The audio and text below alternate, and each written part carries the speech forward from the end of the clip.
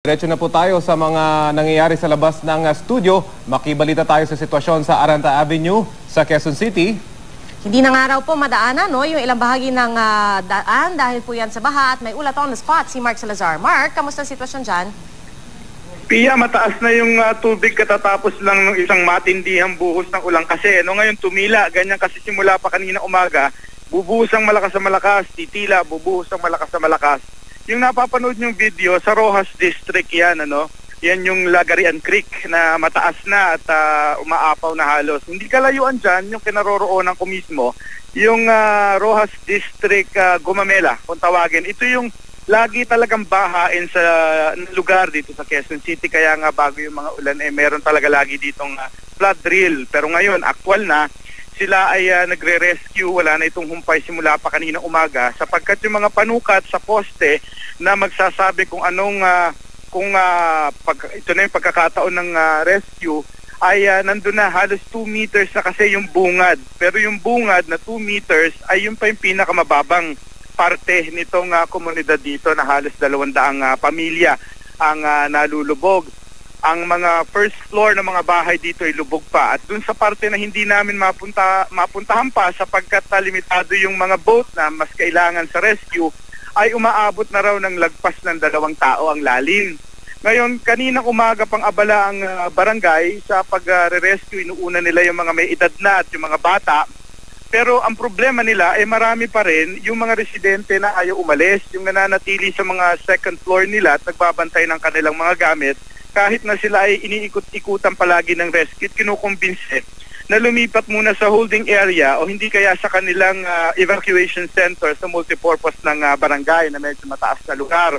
Kasi ang nagiging problema, Pia, pakiramdaman yung mga residente, pakiramdaman. Pag umila, akala nila bababa agad. Pag naman bumuhos ang malakas, eto na naman, bumubuhos na naman kung naririnig ninyo, ay kinakabahan na naman sila pero nandun pa rin sa kanilang mga bahay. Yun na nagiging problema ng mga rescuer sapagkat ito kasi nagpapabaha dito maliban sa talagang heavy downpour ay yung pagkatumaas na yung Lagarian Creek at yun nga yung nangyayari. Yung kasing creek na yan mabilis ding bumaba pero pag tumaas naman mabilis din ang pagtaas ng tubig baha dyan. In fact yung dito yung kanilang basketball court, yung standard na taas ng basketball, yung poste nun, kalahati na lamang ang makikita mo at mga tao ay umaano na para isang malaking swimming pool na nagko-cross sila doon, tinutulungan ng mga rescuer. Pia? Alright, Mark, nais lang rin naming linawin, kasi parang yung sa nakikita namin hanggang ngayon, Mark, yung buhos ng ulan kasing lakas nung itong mga nakaraang oras? Aga yung halos zero visibility na nakikita ninyo sa yung mga live feed natin sa iba't ibang lugar. Magkakaroon ng ganyan, minsan 30 minutes na malakas, yung siguro yan yung description na kaya nag-red alert na tayo. Pero bigla rin siyang hihinto. Ngayon, itong sa pwesto ko sa Rojas District, tumila na naman ang ulan. So, okay na naman ang mga tao. Tapos maya-maya lalakas kasi napakadilim pa rin ng kalangitan. Maitim pa rin yung ulap at may indikasyong hindi pa naman talaga tuluyang titila yung ulan, Pia. Oo. Pero, Mark, para lang may ideya rin kami, gaano ba kalawak yung sakop nito, Mga ilang pamilya, ilang bahay?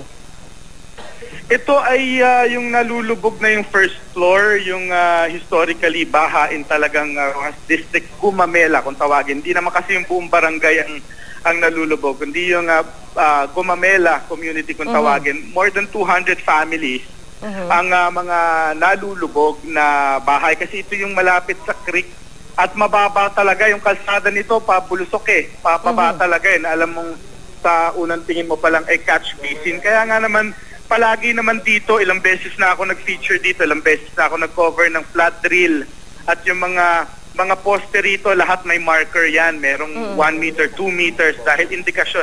Pinaghahandaan nila itong mga bagay na ito. Kaya at ang barangay dito ay may mga rescue boat, may mga rubber boat sila at kanilang mga tao ay handa na sa mga ganito dapat. Kaya lang yung problema, pag actual pala, marami rin na nagdadalawang isip at nagmamatigas na lumikas. Oo. Pero Mark, parang sa pagkakaalala ko, no, oras naman kasi na tumigil ang ulan, mabilis din yung paghupa ng tubig dyan sa Rojas District?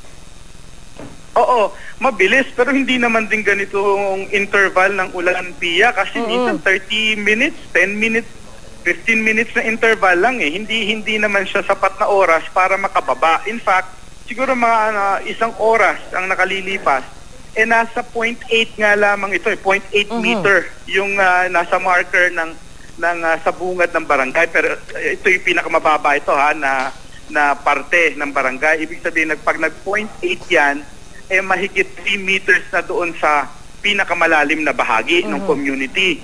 Ngayon, isang oras lang ang nakakalipas, uulan, titila, uulan, nasa 2 meters na yung marker doon sa pinakamababa. Ibig sabihin daw, sa tansya ng barangay, mga 2.5 ng tangkad ng taong, yung average height ng adult na Pilipino, yung lalim ng baha doon.